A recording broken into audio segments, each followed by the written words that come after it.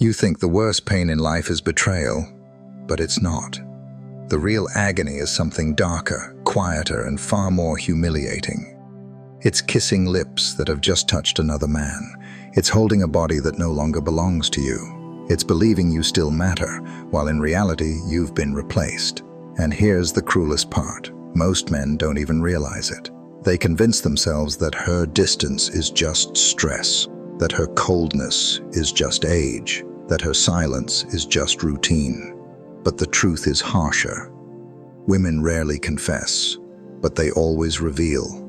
And if you miss the signals, you become the silent accomplice to your own humiliation. That's why today, right here on Stoic Dating Code, I'm about to reveal 8 undeniable signs that a woman has already given herself to someone else. Signs most men ignore until it's too late. And the last one? It's the nail in the coffin, the one she can't hide, no matter how hard she tries. Stay with me, because what you're about to hear will sting, but it will also save your dignity. There's a silence that doesn't come from words. It comes from the body. When you've been with a woman long enough, you know her rhythms. You know how her touch feels heavy with love. You know the warmth in her kiss when she pulls you in after a long day. You know the spark in her eyes when her body naturally reaches for yours. And you also know when that current goes dead. Picture this. You lean in to kiss her, and instead of returning it, she tilts her face slightly. You brush her shoulder in bed, and instead of melting into your touch, she stiffens. She says she's tired, but her body isn't heavy with exhaustion. It's heavy with indifference. That difference matters, because tiredness can be cured with sleep, but indifference doesn't recover. Here's the brutal truth. When a woman has been fulfilled by someone else, she doesn't return hungry for you. She returns satisfied. And satisfaction leaves no space for you. It's like trying to light a fire that has already burned itself out. No matter how many matches you strike, the wood stays cold. This is one of the hardest signs for men to accept, because it doesn't scream, it whispers. And men who love deeply are masters of denial. They tell themselves, it's just stress, or this is what happens after years together, or she's aging, we're both aging, passion just fades. But that's not the truth. Attraction doesn't die of old age. It dies when it moves to another source. If she once pulled you close after work, but now turns away, that's not routine. That's a signal. So what do you do with this knowledge? You don't beg. You don't push harder. You don't shower her with more attention in the hope of reigniting the spark. You observe. You test. You give her space to reveal the truth. Instead of chasing, you pull back. Watch if the distance shrinks on its own. Or if it widens even further. Because here's the key. A woman who still desires you will eventually reach back for you. A woman who has given herself away will let the silence deepen. Your job isn't to force her body to respond. Your job is to recognize when the response is gone. And once you stop lying to yourself, you stop wasting energy on a flame someone else already put out. She won't come home reeking of betrayal. She won't walk through the door carrying the scent of another man. She'll walk in smelling fresh. Too fresh, a new perfume you've never smelled before. A shower that lasts twice as long as it used to. Clothes changed for no reason. Underwear swapped at times that don't make sense. On the surface, it looks like self-care. In reality, it's cover-up. This is what I call the cleansing ritual. She's not just cleaning her body, she's trying to wash away her conscience. And most men miss it, because they want to miss it. They tell themselves, she's experimenting with a new scent. She just wants to feel fresh after work. She's finally paying attention to hygiene, that's good. That's how men gaslight themselves, because they don't want to face the darker possibility. But here's the truth. The body keeps stories. Skin holds on to smells. Hair carries traces. Clothes remember touch. So she scrubs. She sprays, she hides, and the more she tries to erase, the louder it becomes.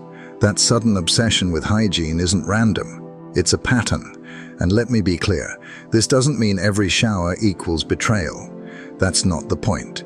The point is the change, the shift in habits that never used to exist. If she never cared much about rushing to the bathroom after work, but suddenly does. If she suddenly guards her laundry like it's classified, that's not self-improvement, that's concealment.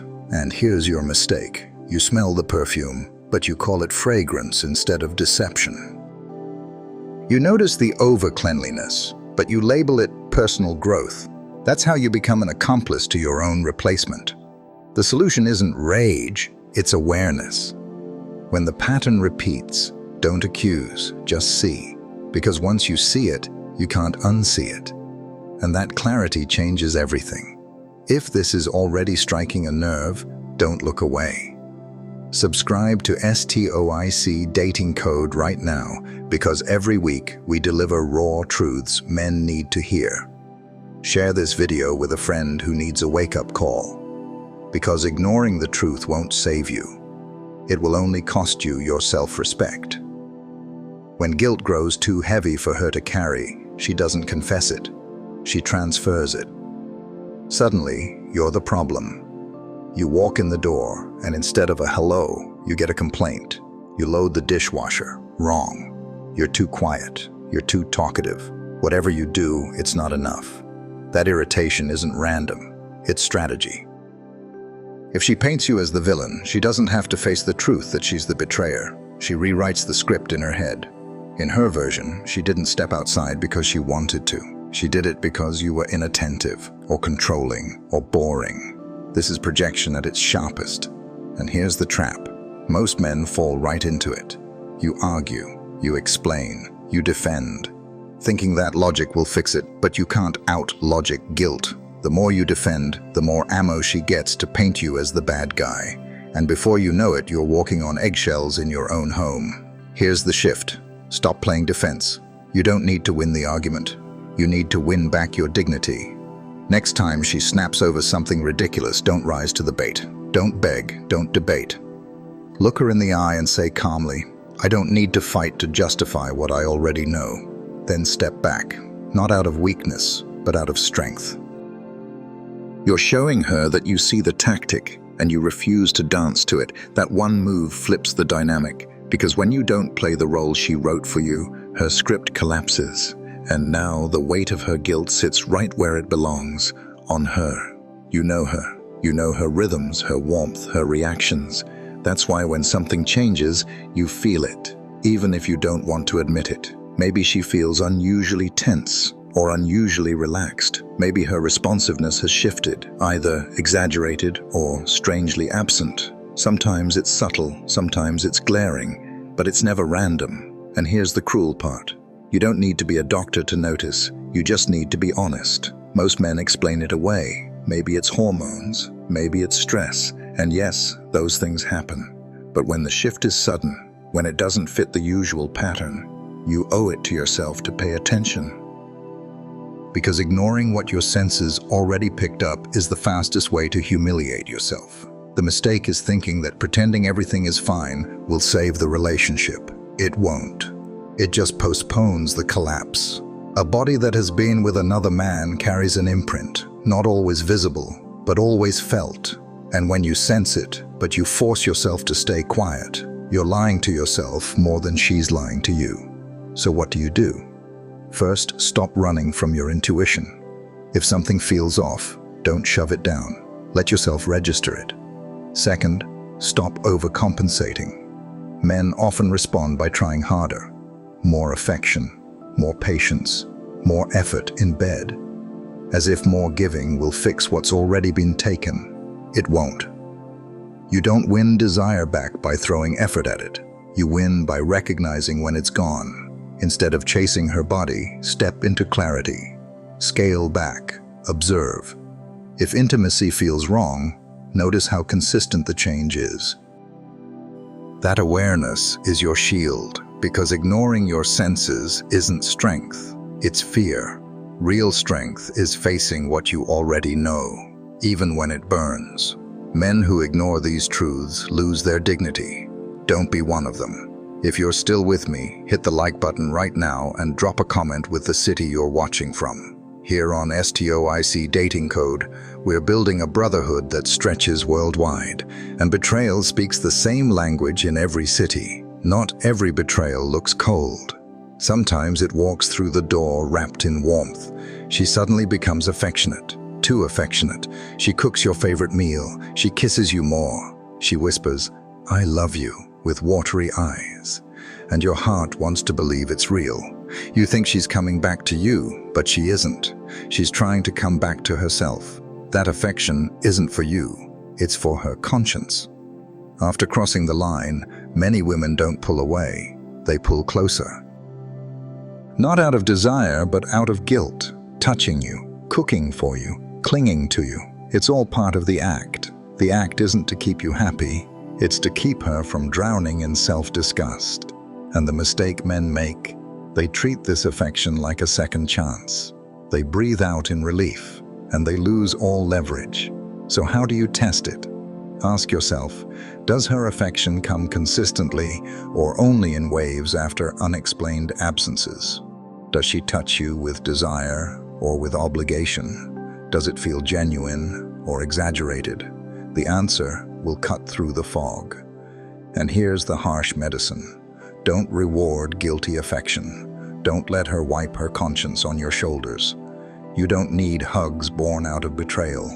What you need is honesty, even if it's cold. Sometimes the strongest thing you can say is, "I'd rather have your silence than your guilty embrace." That statement isn't for her, it's for you. It's reclaiming self-respect in the face of false tenderness, because love doesn't need theater. Real connection doesn't appear only after guilt. If her affection feels like an apology instead of desire, you already know the difference, and once you know, you can never unknow.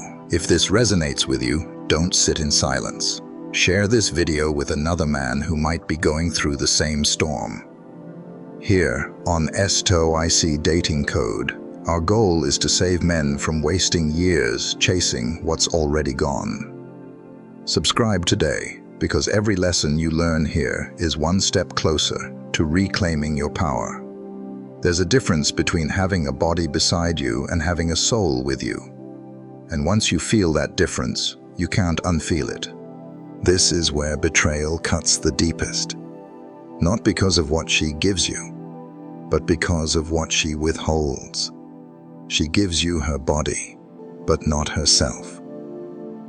Picture this. You're in bed. Everything looks normal. She touches you. She moves. She even makes the sounds you expect. But something is missing. Her eyes are empty. Her energy doesn't connect with yours. You can feel she's somewhere else.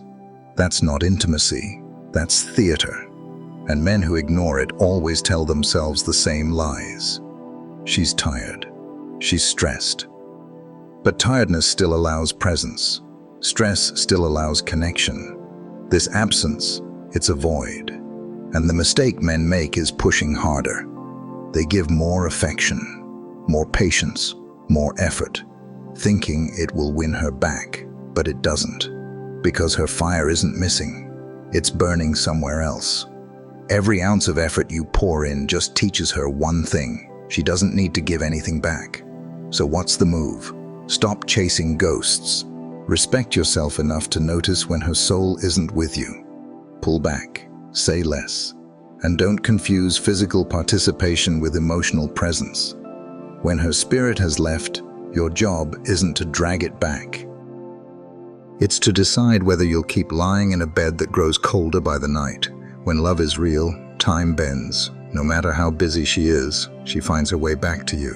But when her fire is gone, the clock turns against you. She's late, again, and again, and again. Every excuse feels thinner than the one before. Work ran late. Her phone died. A friend needed her. At first you believe it, because yes, life gets messy. But when messy becomes a pattern, when lateness becomes routine, it's not about life. It's about priority, and you are no longer at the top of her list. Here's the psychology. Lateness is more than missing time. It's a test. She's measuring how much you'll tolerate, how long you'll sit in silence, how little respect you'll accept. Every time you let it slide, you train her. You teach her that your dignity is negotiable. So what's the move? Don't interrogate, don't beg. The next time she drifts in late with another flimsy excuse, look at her and say, "You weren't here, and that tells me everything I need to know." Then let silence sit.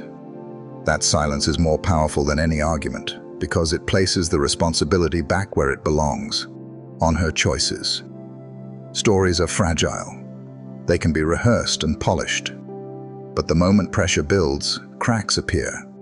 And when a woman has crossed the line, her story eventually collapses. You've seen it before. She comes home late. Words tumble out too fast. Details change with each retelling. One night, it was a coworker who needed help. The next time, it was a last-minute errand. The timelines don't match. Her tone doesn't match her words, and her eyes don't hold your gaze anymore. That's not stress. That's deception, struggling to survive. Men make the mistake of demanding airtight evidence. They want proof, a smoking gun, something undeniable. But the truth doesn't always come with receipts. It comes in inconsistencies. It comes in the way her story unravels the more she tries to hold it together. So what's the move? Stop playing detective. You don't need courtroom evidence. You already have the signals. You already feel the shifts. When her story collapses, don't argue with it. Don't beg her to make it make sense. Don't scream for confessions. Simply decide, I don't believe you, and I don't need to anymore. That's not an accusation, it's a boundary. After all 8 signs, the real question isn't whether she betrayed you. The real question is whether you'll betray yourself by staying blind. This isn't about turning you into a paranoid detective. It's about opening your eyes. Because the harshest betrayal isn't what she does in secret. It's what you allow yourself to ignore in plain sight. These signs aren't just clues of infidelity, they're warnings that something is off, that something needs to be addressed, and ignoring them will only cost you more of your self-respect. Not every sign means betrayal is guaranteed. Sometimes distance does come from stress, or exhaustion, or years of poor communication. That's why your job isn't to accuse, it's to test.